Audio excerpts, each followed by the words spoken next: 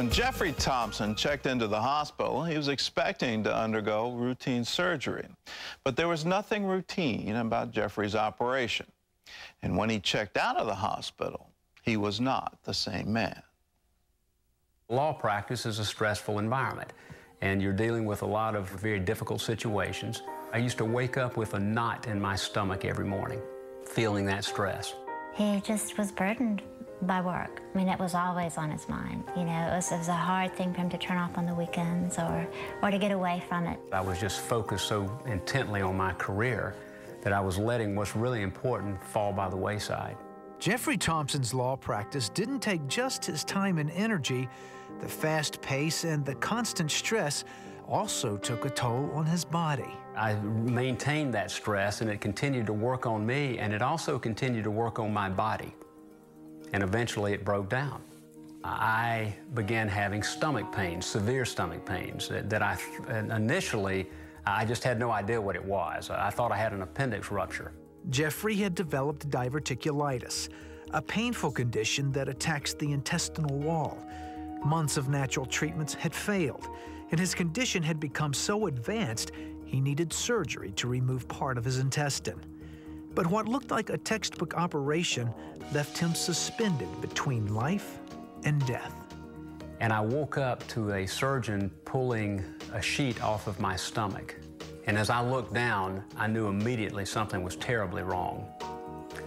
And then I looked into the surgeon's eyes, and I could see concern on his face. He had been hemorrhaging for almost 24 hours. And they had continually given him blood, but it was hemorrhaging into his abdomen, and they didn't know it, into his stomach. It was frightening. I've never seen anyone so pale, but his lips were just completely white. My internal clock told me that I was getting ready to die, and I only had a few seconds of consciousness left. I reached up to grab my wife. I was just wanting to tell her how much I loved her and tell her that I was getting ready to leave her. And I went to him, and it was right after that I lost him. You know, I could tell he left. And he took my hand, and then he was gone. And my life came to my center torso, and I began to rise out of my body up into that room. Everything was going haywire down below me. They were saying, I'm going to lose him. They were doing everything they knew to keep him alive at that point. It looked like it was a disaster going on, but it was the sweetest day of my life. I never had any pain, and I never had any fear. As Jeffrey's spirit hovered above his body, a light appeared. It was the most beautiful thing I'd ever seen. It started in the center of the room toward the ceiling and began to filter out into that room, and I was immediately drawn to it. And as it began to hit objects in that room, color came flooding out like I've never seen before. My senses became enhanced. I could see everything in that room with perfect clarity. There was an entire dimension that we just simply don't see on Earth. I've never been more alive than I was at that moment. It was incredible. I suddenly had an overwhelming sense of God's presence, of His love, of His peace, of His joy. The thing that was just so incredible to me is how the maker of this universe, who can make the sun, the moon, and the stars in this earth and us, can come down and hold me and comfort me and love me as if I'm the only person in the universe. And I remember thinking about the prodigal son. That's what came to mind for me, that long-lost son that had gone out and strayed, and he had come back home.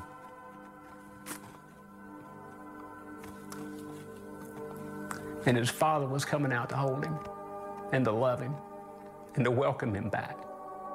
That's what was happening to me. It's the sweetest love there is. I told him I wanted to go with him. And then I had a fleeting thought. But what about Madeline, my wife, and what about Will? My sweet wife is just falling apart down below me, and I'd never seen her that way. And I'm up here in complete comfort, in complete peace, in complete joy. And then God told me internally I was going to go back. And I remember jolting in my bed, and I opened my eyes, and when I opened my eyes, I'm looking at the surgeon, and he's saying, I'm losing him. We've got to get him back in surgery. Jeffrey was rushed back into surgery where doctors stopped the bleeding. When he finally regained consciousness, Jeffrey had a new understanding of God's amazing love and presence in his life. God loves you more than you've ever known. He knows your circumstances. He knows what you're going through. I used to wake up with a knot in my stomach. I wake up with joy in my heart. I know He's with me. You can't go through something like that and not be a changed man. He has a peace about him. He's a very peaceful and very centered. He's really not fearful of anything now. Jeffrey's recovery was long and difficult, but the peace, joy, and love of God he found on the day he faced death is now with him in everything he does. There's a peace and a love there like I can't describe to you. And it's an entirely different way of living. I've never enjoyed living more, and I understand now what's really important. I want to live for God, and I pray that He'll give me the opportunity to continue to do that.